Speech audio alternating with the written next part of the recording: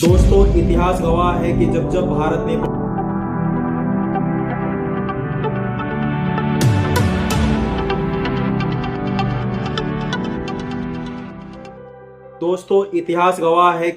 भारत ने पड़ोसियों पर भरोसा किया है, उस भरोसे का जवाब हमें धोखे में मिला है।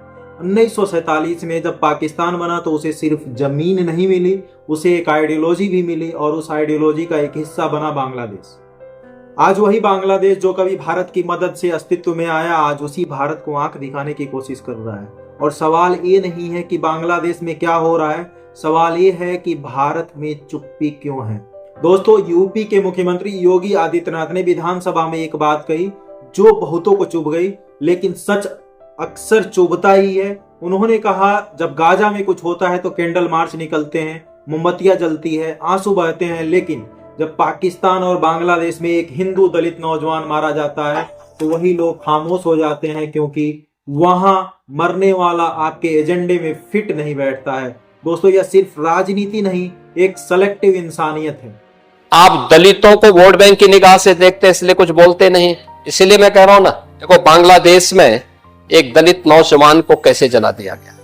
आप लोग गाजा पट्टी में होने वाले किसी भी उस पर आंसू बहाते हैं, लेकिन आपकी जबान से एक शब्द नहीं निकल रहा है, क्योंकि एक दलित नौजवान मारा गया बांग्लादेश में, और उस नौजवान के मरने पर आपकी जबान सिल चुकी है, क्योंकि आप उसको केवल वोट बैंक के रूप में इस्तेमाल करते हैं।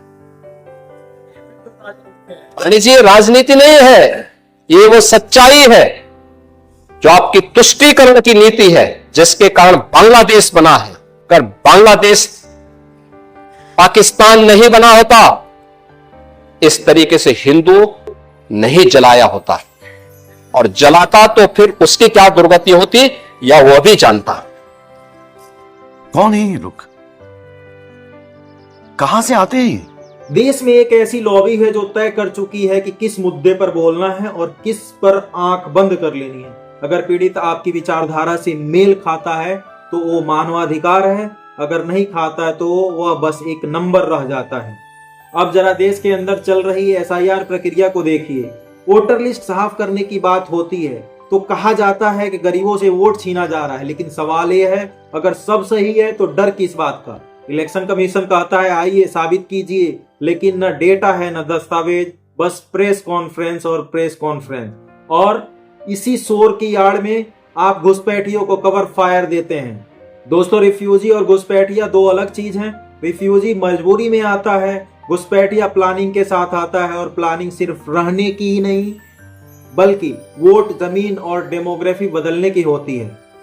इस देश के अंदर घुसपैठिया कितनी बड़ी प्रॉब्लम है, इसका अंदाजा आप इन आंकड़ों से लगाइए।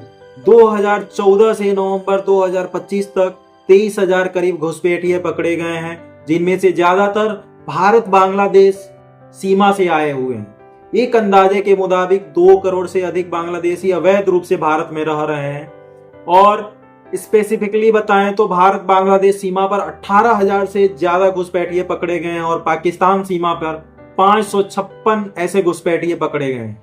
मई 2025 में हुए ऑपरेशन सिंदूर में 2000 से ज्यादा बांग्लादेशी घुसपैठिए बाहर धकेल दिए गए, जो गुजरात, दिल्ली, असम और भारत के विभिन्न स्टेट्स में घुसपैठ करके रह रहे थे।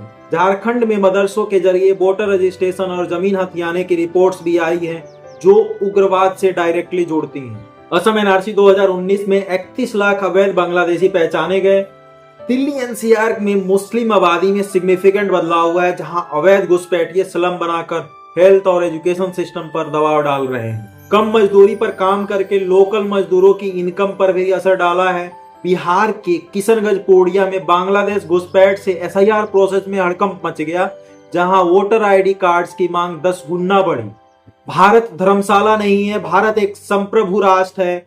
इसी वजह से भारत ने यूएन रिफ्यूजी कन्वेंशन साइन नहीं किया, क्योंकि नेशनल सिक्योरिटी भावनाओं से नहीं चलती। उत्तर प्रदेश का उदाहरण सामने है। लिब्रांडो की सबसे बड़ी चिड़ यूपी है। यूपी देश का इकलौता राज्य है जिसने फर्स्ट मूवर एडवांटेज लेते हुए सबसे पहले माफिया के खिलाफ काम किया। उसके बाद उस घुसपैठ के खिलाफ भी काम कर रही है उत्तर प्रदेश सरकार। ध्यान देने वाली बात यह है कि घुसपैठियों की बड़ी जनसंख्या इस माफिया से जुड़ती है और यही अपने इलाकों में सबसे बड़े गुंडे और हिस्ट्री सीटर बनते हैं। मार्च 2017 से दिसंबर 2025 तक यूपी में 222 माफिया और अपराधी पुलिस मुठभेड़ में मारे गए हैं, जबकि 8,118 अपराधी घायल हुए हैं। इसके अलावा 2021 वांटेड अपराधियों को गिरफ्तार किया गया है और 7,984 अपराधियों के खिलाफ गुंडा एक्ट के तहत कार्रवाई हुई है। इसके साथ ही उनकी अवैध संपत्तियों को भी जब्त और ध्वस्त किया गया है, जिसकी कीमत करीब करीब 142 अरब थी। यह आंकड़ा दिखाता है कि राज्य में कानून का शासन स्थापित करने के लिए गंभीर प्रयास किए गए हैं। रिजल्ट इसका यह हुआ है कि यूपी में क्राइम रेट में बड़ा सुधार देखा गया। एनसीआरबी की रिपोर्ट में 2017 से 25 के बीच राज्य में अपराध दर में लगभग 30% की कमी आई। ध्यान दीजिए, इसमें खासकर महिलाओं के खिलाफ अपराधों में सुधार हुआ है।